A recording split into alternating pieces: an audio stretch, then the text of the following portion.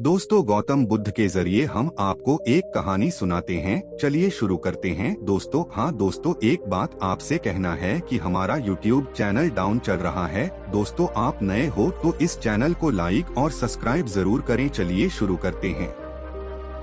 2002 में एक दिन एक मित्र ने मुझसे कहा, हर दिन आप जल्दी उठते हैं और पूरे दिन कपड़े काटने में व्यस्त रहते हैं। आप थक जाते हैं और फिर भी पैसा नहीं कमा पाते।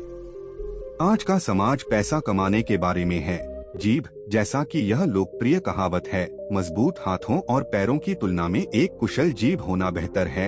आप जानते हैं कि अब मैं प्रत्यक्ष बिक्री व्यवसाय में कॉस्मेटिक उत्पाद बेच रही हूँ। यह न केवल मुझे सुंदर बनाता है, मुझे हर दिन कड़ी मेहनत करने की जरूरत नहीं है। मुझे बस अपने ग्राहकों से ढेर सारा पैसा कमाने के लिए कहने की जरूरत है। मुझे कुछ बात करनी है और आपके उत्पाद बेचने हैं। आप नौकरी क्यों नहीं बदलते और मेरे साथ सौंदर्य प्रसाधन बेचने क्यों नहीं आते? मैंने अपनी दोस्त की ओर देखा। वह वास्तव में पहले से कहीं अधिक सुंदर थी और फिर मैंने सोचा कि कैसे मैं 10 वर्षों से अधिक समय से केवल कपड़े बना रहा हूँ, कैसे मैंने वास्तव में ऐसा करके कोई पैसा नहीं कमाया। उसने पाया था और अब कैसे नहीं। युवा, अगर यह वास्तव में वैसा ही होता जैसा मेरे दोस्त ने कहा था, अगर मैं अपनी नौकरी बदल सकता हूं और कॉस्मेटिक उत्पाद बेच सकता हूं, तो मैं आसानी से पैसा कमा सकता हूं और मैं दूसरों की तुलना में युवा, सुंदर और अधिक उम्र का भी दिख सकता हूं। यदि उसे प्रशंसा मिल सके तो यह बहुत बेहतर होगा। जब मैंने इसके बारे में सोचा तो मैंने उसे उसी समय बता दिया कि मैं उस कंपनी का हिस्सा बनने के लिए तैयार हूं। बाद में निरीक्षण के बाद मैंने 3000 युआन मूल्य के उत्पाद खरीदे और इस कंपनी के लिए सौंदर्य प्रसाधन उद्योग में सौंदर्य सलाहकार के रूप में अपनी नौकरी शुरू की। एक सहकर्मी ने मुझे बताया कि सौंदर्य सलाहकार बनने के बाद यदि हम 8 से 12 अन्य सौंदर्य सलाहकार विकसित कर सकें, तो हमें विक्रेता के रूप में काम करने के लिए पदोन्नत किया जा सकता है। लेकिन अगर हम विक्रेता बनना चाहते हैं तो अच्छे प्रदर्शन की शर्त के रूप में हमारे पास उत्पादों का ऑर्डर करने वाले अधिक ग्राहक होने चाहिए। इसके बाद मैंने अपना प्रदर्शन बढ़ाने के तरीकों के बारे में सोचना शुरू कर दिया। मैंने अन्य लोगों से परामर्श किया और बिक्री के तरीकों का अध्ययन किया। मैं अक्सर ग्राहकों को हमारे उत्पादों को आजमाने के लिए अपने स्टोर पर आमंत्रित करता था और उन्हें मेरे द्वारा प्रदर्शित उत्पादों को खरीदने के लिए मनाता था। जब भी मेरे पास समय होता, मैं खुद को अभिव्यक्त करते समय अपने बोलने के स्तर को बेहतर बनाने के लिए दर्पण के सामने बोलने का अभ्यास करता हूं, ताकि मैं ग्राहकों के साथ बेहतर बातचीत कर सकूं। मेरी निरंतर कड़ी मेहनत से मुझे धीरे धीरे अधिक ग्राहक मिलने लगे। अपने ग्राहक आधार को मजबूत करने के लिए मुझे कंपनी में बिक्री संवर्धन गतिविधियों का समर्थन करना पड़ा और ग्राहकों को हमारी कार्यशालाओं में भाग लेने के लिए आमंत्रित करने के लिए फोन करना पड़ा, जहां वे हमारे उत्पादों की प्रभावशीलता का अनुभव कर सकें। मैं ग्राहकों को आकर्षित करने के लिए कंपनी के उत्पादों और हमारी इनाम प्रणाली, बिक्री प्रोत्साहन आदि को पेश करने में सक्षम था। मैं अक्सर 1 घंटे से अधिक समय तक बात करता था और तब तक नहीं रुकता था जब तक ग्राहक उत्पाद खरीदने के लिए पर्याप्त रूप से संतुष्ट नहीं हो जाते थे।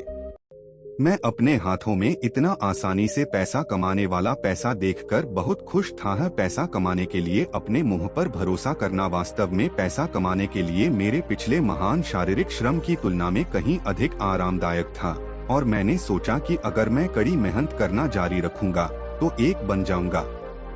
विक्रेता मेरे लिए कोने में था।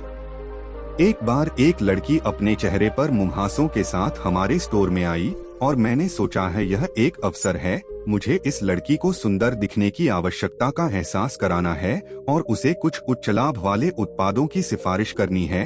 न केवल मैं बहुत कुछ कमा सकता हूँ इस तरह से पैसे की, लेकिन मैं आपको अपने दीर्घकालिक ग्राहकों में से एक बना सकता हूँ और सही समय पर मैं आपको और भी अधिक ग्राहकों को आकर्षित करने के लिए प्रोत्साहित करूँगा, जिससे मेरे उत्पाद की बिक्री बढ़ेगी और आपकी, क्योंकि स्वाभाविक रूप से प्रगति होगी मेरा प्रदर्शन।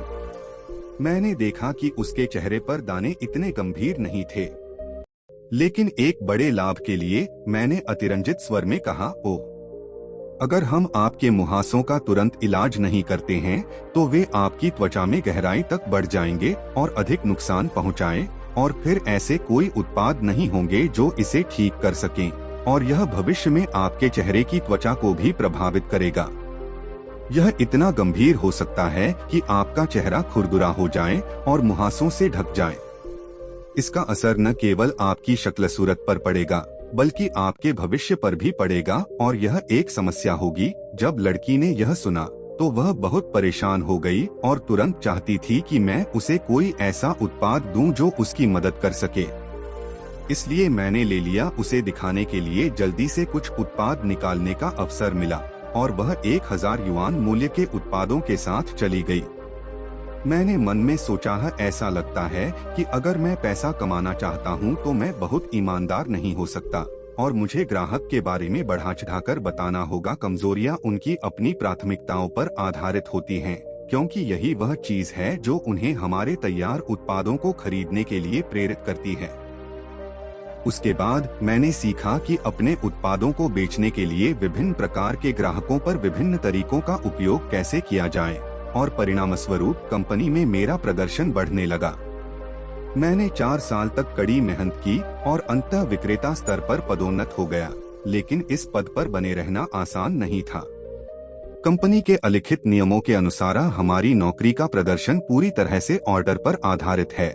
हमारी उपलब्धि जितनी अधिक होगी, हमारी आय उतनी ही अधिक होगी, और हमारी रैंक जितनी अधिक होगी, हमें उतना अधिक पुरस्कार मिलेगा।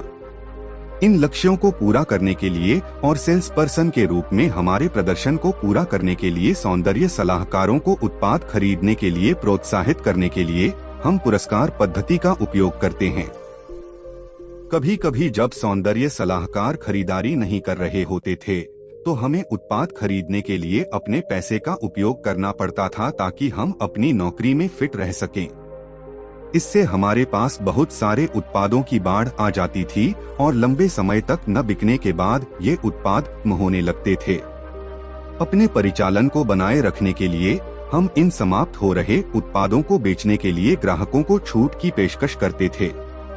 एक बार मेरे एक सहकर्मी ने एक ग्राहक को एक ऐसा उत्पाद बेचा जो समाप्त होने वाला था, और फिर ग्राहक का चेहरा खिले हुए फूल की तरह सूज गया और लाल हो गया।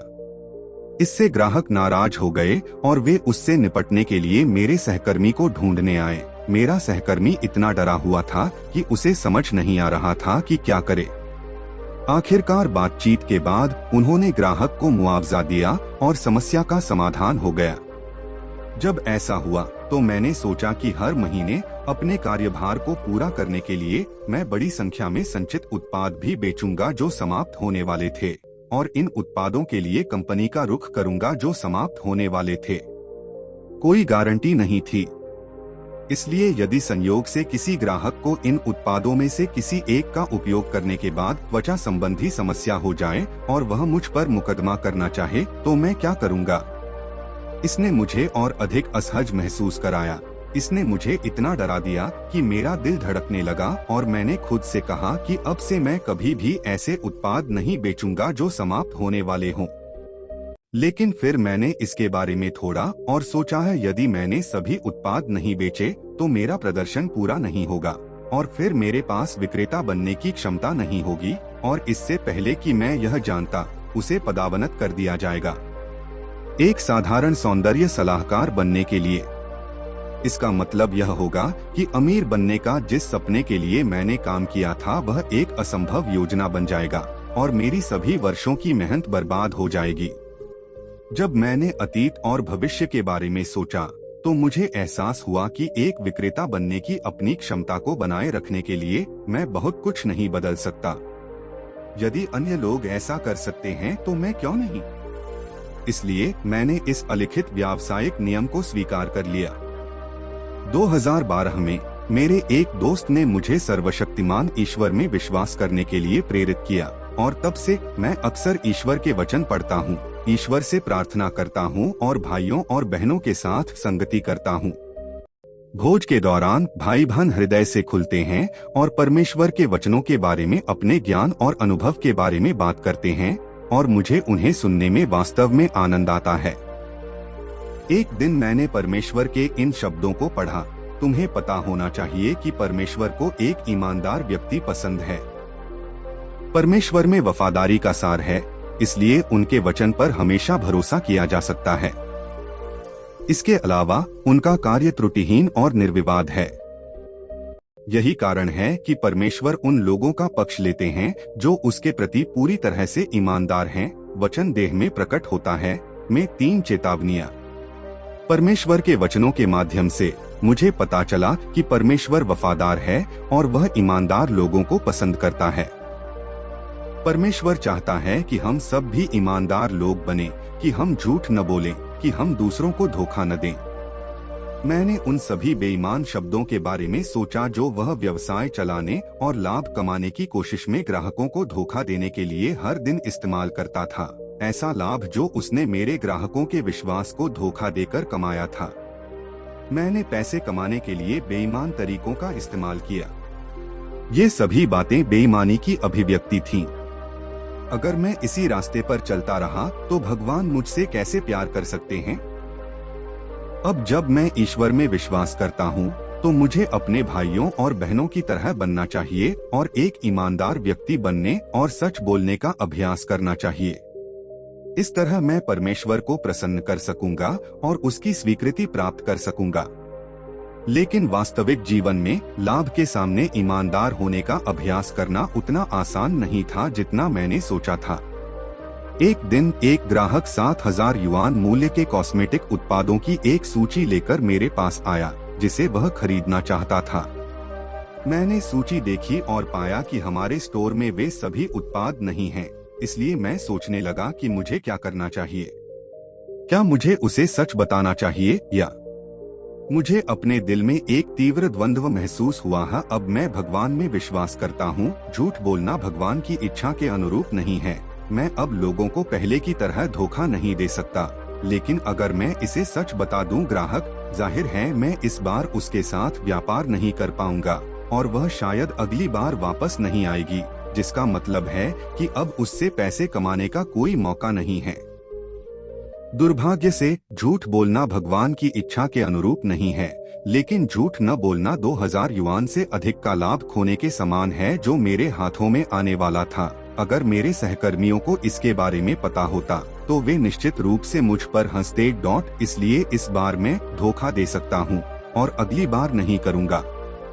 इसलिए मैं ग्राहक के पास गया और कहा, मैं एक त्वचा विशेषज्ञ हूँ। यदि आप मेरी सलाह का पालन करते हैं और मेरे द्वारा सुझाए गए उत्पादों का उपयोग करते हैं तो मैं गारंटी देता हूँ कि आपकी त्वचा में सुधार होगा। मैंने अपनी वाक्पटुता पर भरोसा किया। ग्राहक से 1 घंटे से अधिक समय तक बात की जब तक कि वह अंततः मेरे द्वारा अनुशंसित उत्पादों को खरीदने के लिए तैयार नहीं हो गई। इसलिए मैंने उन्हें देने के लिए 7,000 युआन मूल्य के उच्च स्तरीय उत्पादों का एक यादृच्छिक संग्रह तैयार किया। उसके जाने के बाद मैंने अपने हाथों में पैसे देखे, लेकिन मुझे बिल्कुल भी खुशी नहीं हुई, बल्कि मुझे बहुत शर्मिंदगी महसूस हुई क्योंकि मैंने वह ईमानदार व्यक्ति बनने का अभ्यास नहीं किया था जिसकी ईश्वर को आवश्यकता थी। कई दिनों के बाद ग्राहक ने अचानक मुझे फोन किया और उन उत्पादों को वापस करना चाहा। उन्होंने कहा कि जो उत्पाद मैंने उन्हें दिए, उन्हें इस्तेमाल करने में उन्हें सहज महसूस नहीं हुआ। मैंने उसे मनाने की हर संभव कोशिश की, लेकिन वह अपना मन नहीं बदल सकी।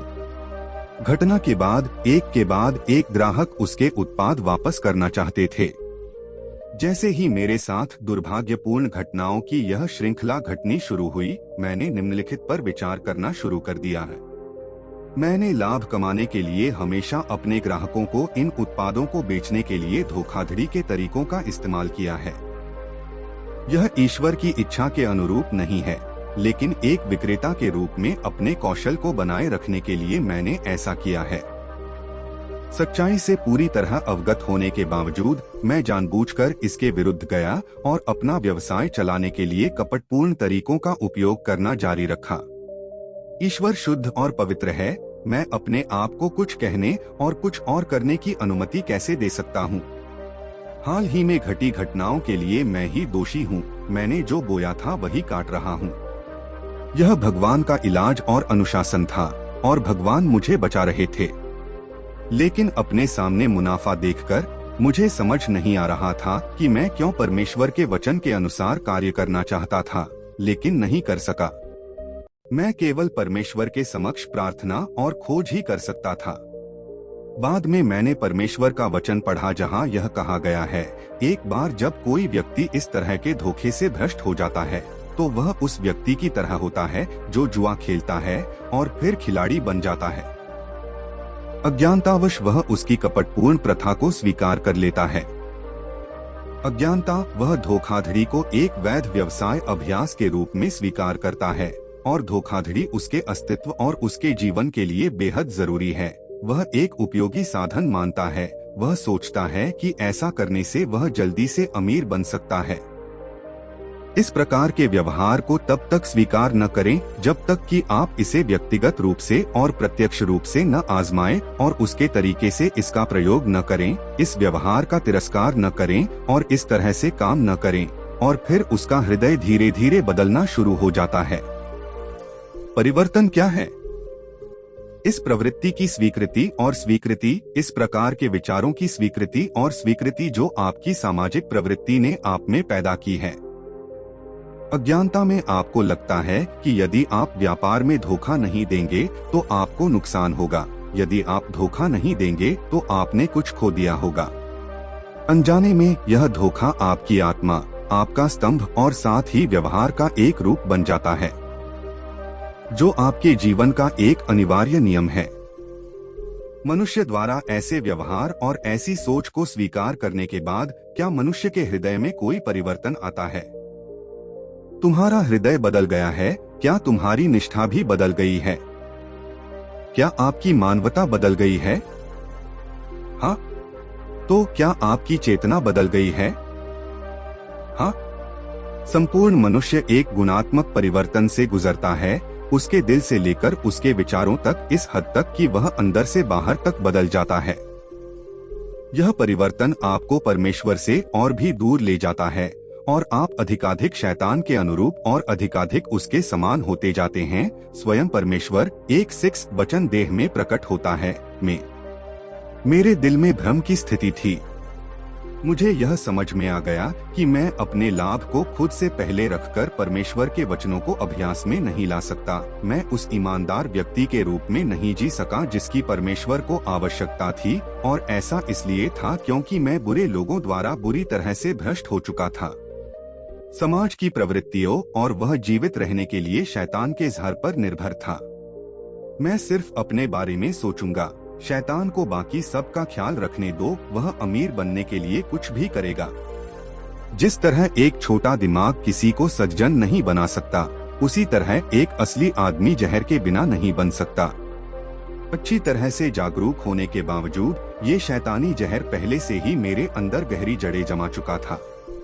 मैं सत्य का अभ्यास नहीं कर सका और जब एक सामान्य व्यक्ति होने की बात आई तो मैंने सही और गलत की अपनी वृत्ति खो दी, जिससे मैं ईश्वर से और भी दूर चला गया।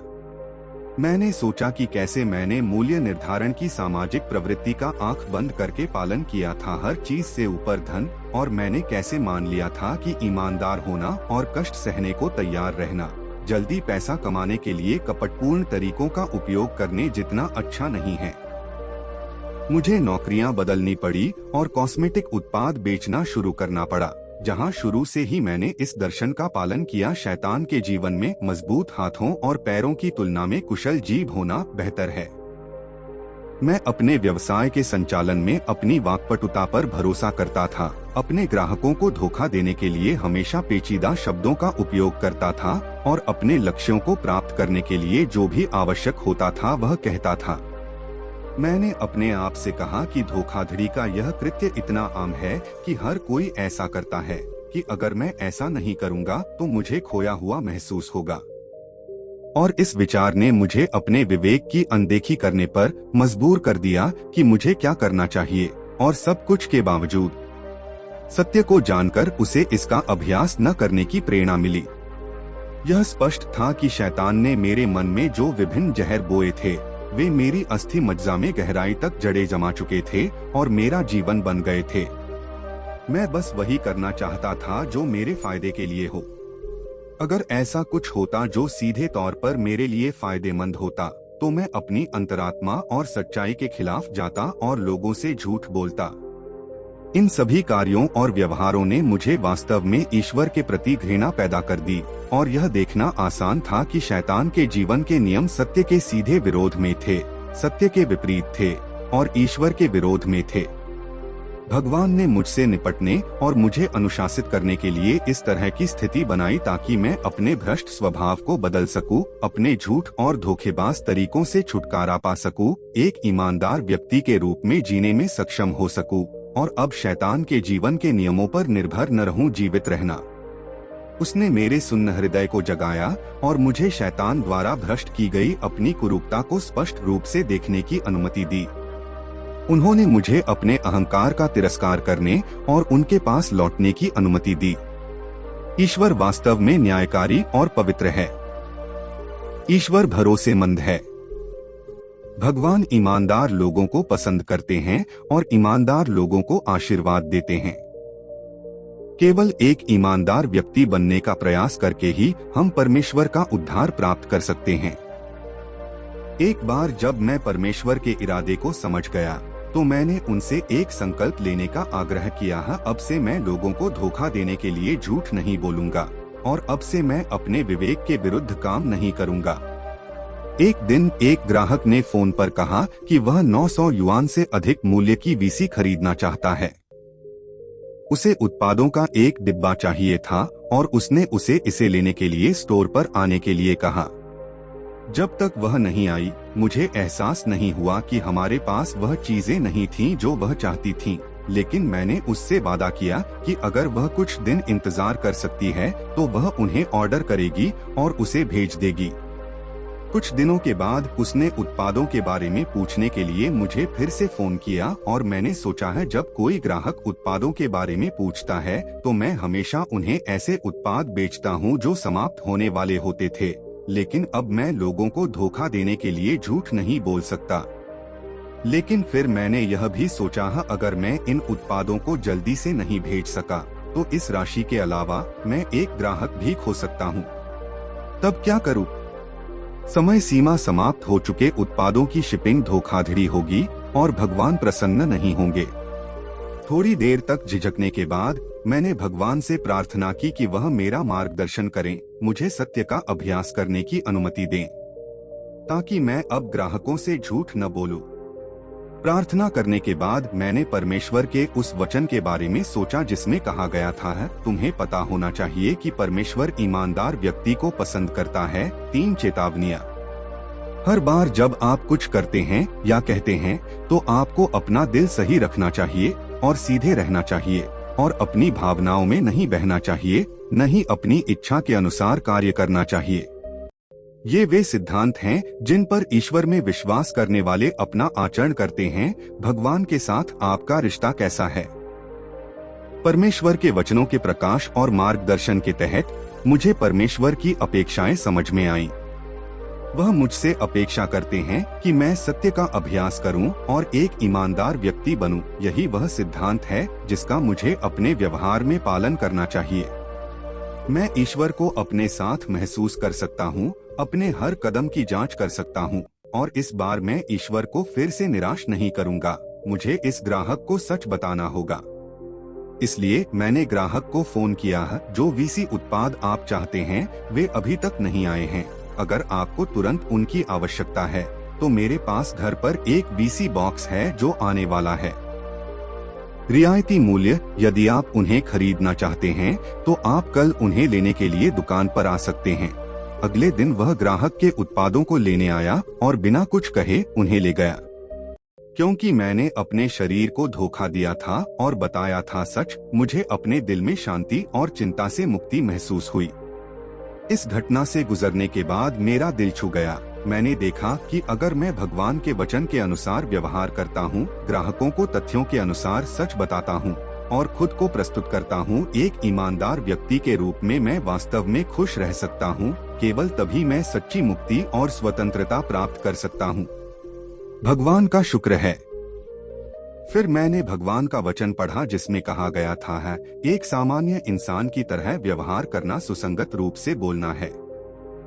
हाँ का मतलब हाँ है, नहीं का मतलब नहीं है। तथ्यों के प्रति सच्चे रहें और उचित रूप से बोलें। दिखावा मत करो, झूठ मत बोलो। किसी की क्षमता में सुधार करने का उद्देश्य भगवान द्वारा बचाया जाना है। मैंने उपरोक्त फेलोशिप भी पढ़ी जिसमें कहा गया था खुद को एक ईमानदार व्यक्ति के रूप में प्रस्तुत करने के 3 सिद्धांत हैं। 1. आपको एक ईमानदार व्यक्ति होना चाहिए। 2. चाल का सहारा मत लो। 3. विश्वासघाती मत बनो। मुझे पता है यदि आप ये 3 काम करते हैं तो आप एक ईमानदार व्यक्ति होंगे। एक ईमानदार व्यक्ति होने का अर्थ ईमानदार और ईमानदार होना है, और ईमानदारी से बोलना और ईमानदारी से कार्य करना है, जहां 1 का मतलब 1 और 2 का मतलब 2 है। ऊपर से है। ईश्वर के वचन और मनुष्य की संगति ने मुझे एक ईमानदार व्यक्ति बनने का रास्ता दिखाया। चाहे हमारे दैनिक जीवन में या हमारे कार्य क्षेत्र में या जब हम अन्य लोगों से मिलते हैं, तो हमें हमेशा कहना चाहिए हम क्या कहना चाहते हैं और हमारी सोच और हमारे कार्यों से मेल खाते हैं। हमें दूसरों को धोखा नहीं देना चाहिए, हम झूठ नहीं बोलते हैं और हमारे लिए 1 का मतलब 1 और 2 का मतलब 2 है।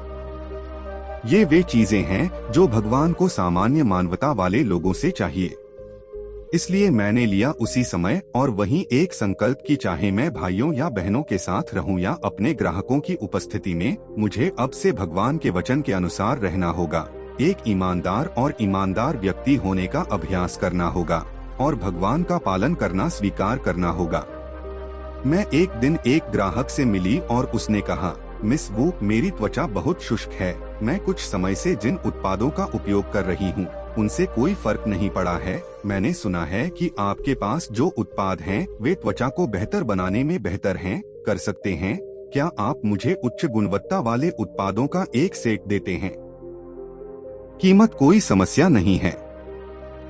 जब मैंने उसे यह कहते हुए सुना तो मैंने मन में सोचा 4,000,5,000 युआन की कीमत वाले उच्च गुणवत्ता वाले उत्पादों का एक सेट मुझे 1,000 युआन से अधिक का लाभ दिला सकता है। लेकिन अगर मैं आपकी त्वचा के लिए उपयुक्त उत्पादों का एक सेट खरीदता हूं, तो मैं ऐसा करता हूं।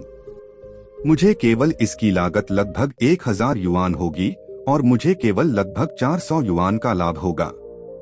जब मैं तय नहीं कर पा रहा था कि क्या चुनूं, तो मैंने परमेश्वर के वचन के बारे में सोचा जहां यह कहा गया है, आज आप छोटी छोटी चीजों पर ध्यान देकर भगवान को संतुष्ट कर सकते हैं।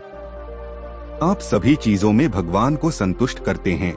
आपके पास एक दिल है जो वास्तव में भगवान से प्यार करता है। आप अपना सच्चा दिल भगवान को देते हैं और भले ही कुछ चीजें हैं जिन्हें आप नहीं समझ सकते हैं, आप शांति बनाने के लिए भगवान के सामने आ सकते हैं और भगवान की इच्छा की तलाश कर सकते हैं और भगवान को संतुष्ट करने के लिए जो कुछ भी करना है वह कर सकते हैं। केवल भगवान से प्यार करना ही ईश्वर से प्यार करना है। वास्तव में ईश्वर में विश्वास करता हूँ। मैं न्यायप्रिय हूँ, मैं वफादार हूँ, मैं ईश्वर हूँ जो मनुष्य के अंतरतम हृदयों की जांच करता है। मैं तुरंत बता दूंगा कि कौन सच्चा है और कौन झूठा। 44वीं अभिव्यक्ति। यह है सही है। ईश्वर एक न्यायप्रिय और भरोसेमंद ईश्वर है। वह एक ऐसा ईश्वर भी है जो मनुष्य के दिल की सबसे गहरी जांच करता है। मुझे ईश्वर की इच्छा के अनुसार कार्य करना चाहिए। मैं अब अपने हितों की रक्षा के लिए ऐसे काम नहीं कर सकता जो ईश्वर के नाम का अपमान करते हैं। इसलिए बहुत कुछ इसलिए मैंने उससे कहा, उच्चतम गुणवत्ता वाले उत्पाद आपकी त्वचा के लिए उपयुक्त नहीं हैं। वे आप पर अधिक बोझ डालेंगे। जो सेट आपकी त्वचा के लिए सबसे उपयुक्त है और जिसकी मैं अनुशंसा करता हूँ वह केवल 1,000 युआन का है। साथ ही यह आपकी त्वचा को उसके आधार से ठीक करना शुरू कर देगा, जिससे धीरे धीरे आपकी त्वचा बेहतर दिखने लगेगी। इस तरह से व्यवहार करने से मेरे दिमाग को काफी शांति महसूस हुई। ग्राहक ने मुझसे कहा, मिस वू, आप दयालु हैं। आपने जो कहा बहुत नेक है। मैं आपको अन्य ग्राहकों से मिलवाऊंगा ताकि वे आएं और आपके उत्पादों का उपयोग करें। मैंने मुस्कुराते हुए कहा, ऐसा नहीं है कि मैं एक अच्छा इंसान हूँ, बात सिर्फ इतनी है कि हमें ईमानदार लोगों की तरह व्यवहार करना चाहिए, तभी हम मन की शांति। थोड़े समय के भीतर ग्राहक ने उन उत्पादों को फिर से खरीदा और उन्हें मुझसे मिलवाने के लिए कुछ दोस्तों को भी लाया और मैंने उन्हें उन उत्पादों से परिचित कराया जो उनकी त्वचा के लिए उपयुक्त थे। धीरे धीरे लेकिन निश्चित रूप से अधिकांश ग्राहक मुझ पर अधिक से अधिक भरोसा करते हैं और वे सभी मुझे उनके लिए उत्पाद प्राप्त करने के लिए नकद देते हैं, जिससे मुझ पर इन लेन देन के लिए आवश्यक धन की व्यवस्था करने का दबाव पड़ता है। ऐसा नहीं हुआ। इस तरह मैंने खुद को एक ईमानदार व्यक्ति के रूप में प्रस्तुत किया, एक ऐसे व्यक्ति के रूप में जो वास्तव में भगवान के अनुसार कार्य कर सकता है। मांगे बढ़ी और मेरे व्यवसाय में सुधार जारी रहा। मुझे पता था कि यह भगवान का आशीर्वाद था। भगवान ने न केवल मुझे भौतिक चीजें प्रदान की, बल्कि इससे भी महत्वपूर्ण बात यह है कि उन्होंने मुझे यह भी सिखाया कि मुझे कैसे व्यवहार करना चाहिए। वास्तविक दुनिया में परमेश्वर के वचन के अनुसार एक ईमानदार व्यक्ति की तरह व्यवहार करना एक बड़ी समस्या है। मैंने अपने अतीत के बारे में सोचा, कैसे मैंने अपने व्यक्तिगत हितों के लिए शैतान की बुरी प्रवृत्तियों का अनुसरण किया और शैतान के जीवन के दर्शन का इस तरह पालन किया कि मजबूत हाथों और पैरों की तुलना में एक चतुर जीभ होना बेहतर है। एक चतुर जीभ होना बेहतर है क्या मजबूत हाथ और पैर?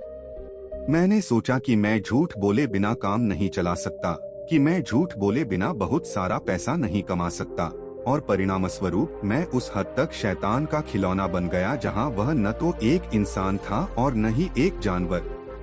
उसने मुझे लगातार मानवता विहीन व्यक्ति, विवेक विहीन या तर्कसंगत विवेक विहीन व्यक्ति में बदल दिया। उसने वह ईमानदारी और गरिमा खो दी थी जो एक व्यक्ति में खुद को प्रस्तुत करते समय होनी चाहिए। भगवान मुझसे प्रसन्न नहीं थे। वह एक व्यक्ति के रूप में भरोसेमंद नहीं थे। वह हर दिन एक चोर की तरह व्यवहार करते थे और इस डर में रहते थे कि एक दिन मैं मुसीबत में पड़ सकता हूं और मुझ पर मुकदमा चलाया जा सकता है। मेरा जीवन बहुत तनावपूर्ण और थका देने वाला था, लेकिन परमेश्वर जानता था कि वह शैतान द्वारा गहराई से भ्रष्ट हो गया था और मुझे बचाने के लिए उसने मुझे एक ऐसे वातावरण में रखा जिसने मुझे अनुशासित किया। साथ ही उसने मेरा नेतृत्व और मार्गदर्शन करने का वादा भी किया ताकि वह मेरे भ्रष्टाचार की कुरूपता पर काबू पा सके, ताकि मैं खुद से घृणा कर सकूं और उसकी ओर मुड़ सकूं और एक ईमानदार व्यक्ति के रूप में सत्य का अभ्यास कर सकूं।